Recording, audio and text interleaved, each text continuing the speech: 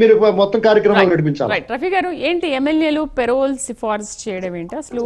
ఆ lady don విషయంలో కూడా ప్రతినిధులు ఎమ్మెల్యేలు అందరూ కూడా చాలా జాగ్రత్తగా ఉండాలని కూడా సీఎం వార్నింగ్ ఇచ్చారు. ఖచ్చితంగా ఇప్పుడు శ్రీనివాసరావు చెప్పినట్టు అంటే అక్కడ హోంమంత్రి పట్టు కోల్పోయింది అంటే హోంమంత్రి అంతగా పట్టించుకోవట్లేదన్న వాదనలు కూడా వినిపిస్తున్నాయి. అది కాదండి, హోంమంత్రి పట్టించుకోకపోతే ఆ ఎంక్వైరీ అంతా ఎలా వస్తుంది? ఆమె వెంటనే ఆ విచారణకు ఆర్డర్ వేసింది. అతన్ని మళ్ళీ ఆ ఫెరోల్ క్యాన్సిల్ చేసి జైలుకి పంపించారు. వెళ్ళిపోయింది. ఆ ఎమ్మెల్యేలు ఎవరో కూడా బయటకు వచ్చింది. అది చాలా తప్పది. ఎమ్మెల్యేలు ఎమ్మెల్యే ఏమంటాడు, వాళ్ళ అమ్మ వచ్చి ఆరోగ్యం బాగాలేదయ్యా, మా అబ్బాయికి ఫెరోల్ కావాలని చెప్తే అడిగితే ఇచ్చాను అది అని చెప్పేసి అంటున్నాడు. కానీ ఎమ్మెల్యేలు లెటర్ ఇచ్చిన ఈ హోమ్ మినిస్ట్రీలో ఉండేటువంటి ఎవరైతే చీఫ్ సెక్రటరీ అదే హోమ్ సెక్రటరీ ఉంటాడో, ఎస్పీలు వద్దన్నప్పటికీ ఎమ్మెల్యేలు ఇచ్చారంటే ఆయన ఇవ్వటం అనేది చాలా తప్పు. అతని మీద కూడా చర్యలు తీసుకోవాలా. నేనేమంటానంటే సిస్టంలో మొత్తం కూడా ఒక రాంగ్ బయటకు వచ్చేసింది. ఆ తర్వాత సరిదిద్దుకుంటాం, మళ్ళీ అతని జైలుకి పంపించామంటే కాదు. ఇవాళ ఎమ్మెల్యేలు ప్రజల్లో వాళ్ళని ఎండగడుతున్నారు సోషల్ మీడియాలో. కాబట్టి ఎమ్మెల్యేలు లెటర్ ఇచ్చేది ముందు అక్కడ ఉండేటువంటి ఎస్పీనో ఎవరినో, ఎందుకంటే చాలా రోజుల నుంచి జైల్లో ఉంటున్నాడు, అతను ఎవరు, అసలు అతనికి ఏం శిక్ష పడింది, మనం లెటర్ ఇస్తే ఏమవుతుంది, మాదే ఆలోచించాలా. ఆలోచించకుండా లెటర్ ఇచ్చేసారు, ఇతను ఇచ్చాడు అతనికి చెప్పాడు ఇవ్వమని. కాబట్టి ఈ రకంగా చేసినటువంటి ఎమ్మెల్యేలు వాళ్ళు క్షమార్పణ చెప్పాలా, అందులో ఎటువంటి సందేహం లేదు. ఇప్పుడు ఇక్కడ ఒకటి ఉందండి, ఇద్దరు ఎమ్మెల్యేలు ఒక శిక్ష పడిన వ్యక్తికి ఫెరోల్ ఇచ్చారు. ఒక ఎమ్మెల్యే ఒక మహిళతో అబ్యూజింగ్ మాట్లాడాడు. ఒక ఎమ్మెల్యే జూనియర్ ఎన్టీఆర్ ని వాళ్ళ మదర్ ని తోలనాడాడు. ఒక ఎమ్మెల్యే కొలుగుపూడి శ్రీనివాసరావు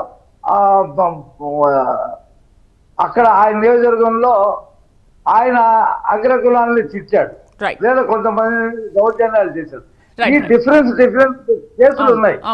వీళ్ళు సరిదిద్దుకోవాలా, చర్యలు తీసుకోవాలా. వీళ్ళందరూ కూడా మీరు గమనించండి, ఒక్క నెల్లూరులో ఎమ్మెల్యేలు ఇద్దరు తప్పితే మిగతా వాళ్ళందరూ ఫస్ట్ టైం వచ్చిన వాళ్ళే. శ్రీనివాస్ గారు చెప్పినట్టు డబ్బు విపరీతంగా సంపాదించేస్తున్నారండి. వీళ్ళని వాళ్ళని కాదు, ఆదర్శం పోయింది, సిద్ధాంతాలు పోయింది, విలువలు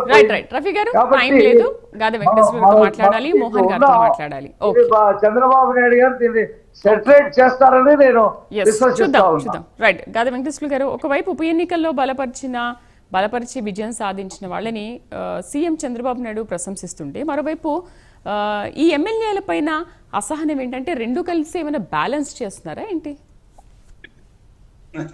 అటు ప్రశంసిస్తున్నారు, ఇటు తప్పులు చేస్తున్నారు. అది గెలిచి వచ్చినారు కాబట్టి వాళ్ళని అభినందించాలి ఖచ్చితంగా.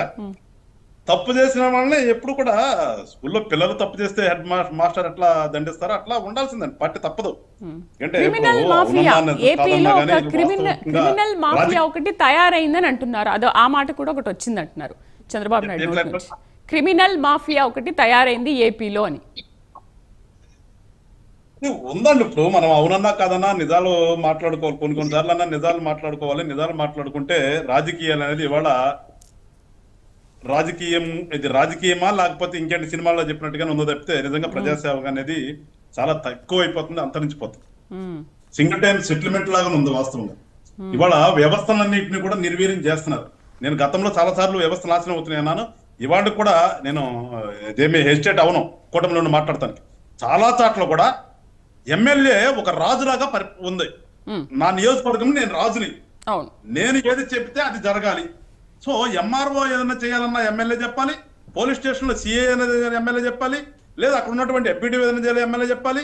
ఇంకోటి వాట్ ఎవర్ ఇట్ ఈస్, అసలు ఆ నియోజకవర్గం వరకు ప్రభుత్వ అధికారులు ఏమి చేయాలన్నా కానీ ఎమ్మెల్యే నుంచి ఫోన్ రావాలి. ఇట్స్ బ్యాడ్, వెరీ బ్యాడ్ అండి, చెప్తున్నా కదా. ఇది కాదు ప్రజాస్వామ్యం అంటే. ఇది ఉండకూడదని చెప్పి జనసేన పార్టీ నుంచి మేము కోరుకుంటున్నాం. ఖచ్చితంగా మేము వెళ్తాము. అది పోయిన రోజున మళ్ళా ప్రజాస్వామ్యం ఉంటది. కానీ వాళ్ళ చాలా వరకు అది ఉంది. అది పెద్దల దృష్టిలోకి వెళ్ళి ఉంటది అనుకుంటున్నాను నేను. అది మార్పు రావాలి. మారకపోతే నాలాంటి వాళ్ళకి ఖచ్చితంగా దాని మీద యాజిటేషన్ చేయాల్సినటువంటి పరిస్థితి కూడా వెళ్తాం. దాంట్లో నో మొహమాట. రాజకీయాల్లోకి వచ్చింది గత నాయకుల్ని దృష్టిలో పెట్టుకుని గత నాయకులు ఆదర్శంగా వచ్చాం. ఇవాళ ఈ సోకాళ్ళు సంపాదించుకున్న వాళ్ళు ఆదర్శంగా తీసుకున్నారు.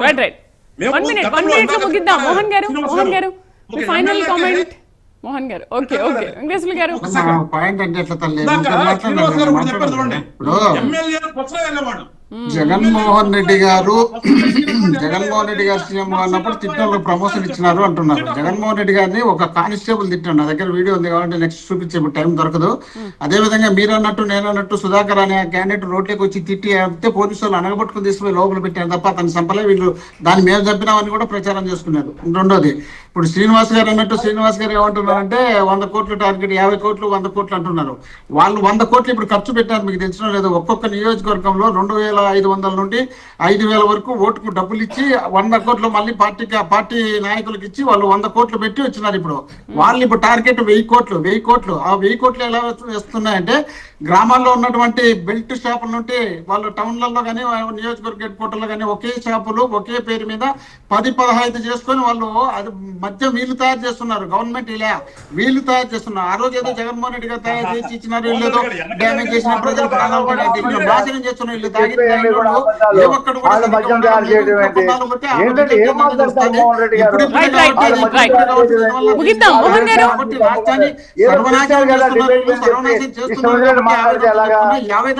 తగ్గాలంటే కనీసం ఇప్పుడైనా మార్చుకోండి అని చెప్తున్నారు.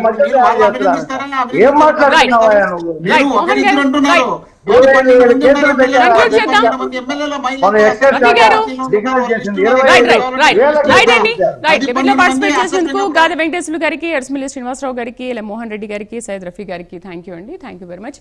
మొత్తానికి మొన్న 3 ఎమ్మెల్యేల పైన అసహనం వ్యక్తం చేస్తే ఇప్పుడు ఇంకొక 4 పెరిగారు. మొత్తం 7 ఎమ్మెల్యేల పైన వాళ్ళ వ్యవహార శైలి పైన కూటమి ప్రభుత్వం చాలా ఆగ్రహంగా ఉంది. సో నివేదికలు అయితే తెప్పించుకుంటున్నారు, ఎంక్వైరీ అయితే జరుగుతుంది. దీని తర్వాత